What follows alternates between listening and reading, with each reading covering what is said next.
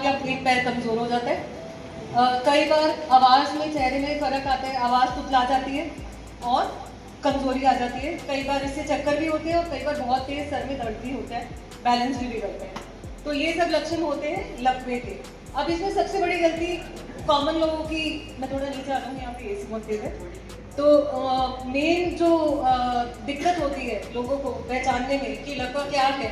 लकवा हुआ है हमें या नहीं हुआ है, वो ये रहता है कि जब भी एक तरफ की कमजोरी आती है, अगर बिल्कुल ही लुंज हो जाए हाथ पैर, तो सबको समझ में आ जाता है कि ये लकवे की शिकायत हो सकती है। बट अगर सिर्फ सुनपन है, अगर सिर्फ भारी बना हुआ है, तो ज़्यादातर लोगों को ये लगता है कि ये तो सुनपन हुआ है और थोड़ी देर में ठीक हो जाएगा।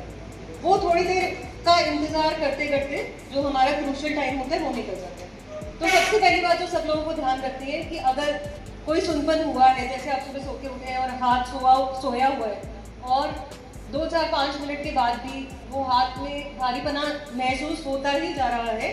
तो वो ऑर्डिनरी या सामान्य भारीपना नहीं है, वो एक मामूली लकवे का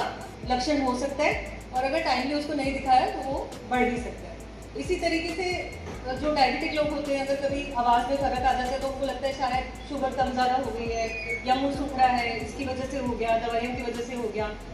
तो अगर कुचलाहट सही नहीं हो रही है तो बिल्कुल टाइम वेस्ट नहीं करना है। अब मैं बार बार ये क्यों बोल रही हूँ कि टाइम वेस्ट नहीं करना है, क्योंकि टाइम इज़ ब्रेन, ये हमारी न्यूरोलॉजी का सबसे बड़ा गीता का सार मान के हम चलते हैं, क्योंकि हर एक सेकेंड जब हमारे दिमाग की नसों को ऑक्सीजन या खून की सप्लाई नहीं हो रही है तो करोड़ों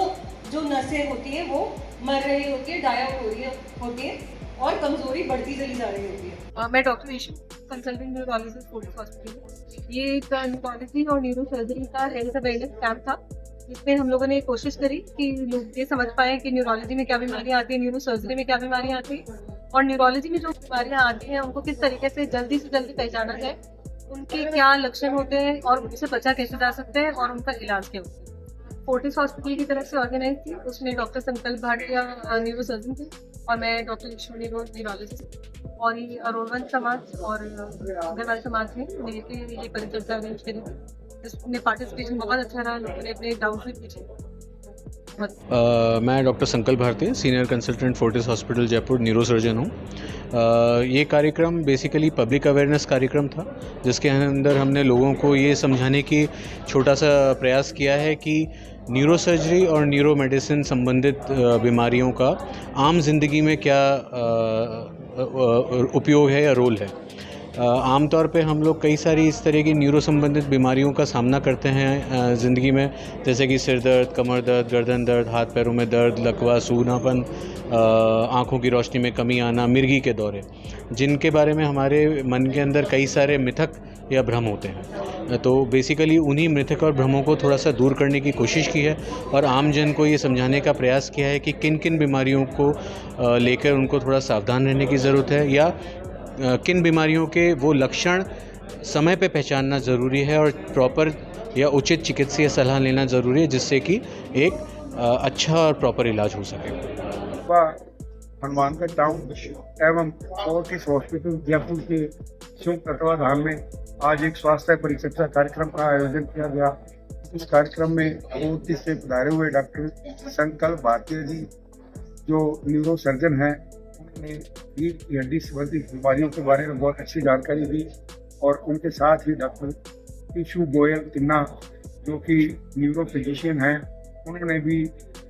बहुत अच्छी जानकारी दी। उन्होंने बताया कि पैरालाइसिस वगैरह में आजकल लोग अफीम दे देते हैं, वो नहीं देनी चाहिए, उसके बारे में और बहुत सारी बातें उन्होंने विस्तार से बताई। और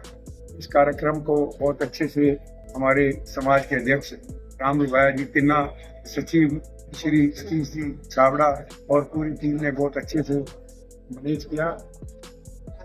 आप देख रहे हैं पब्लिक प्लस न्यूज।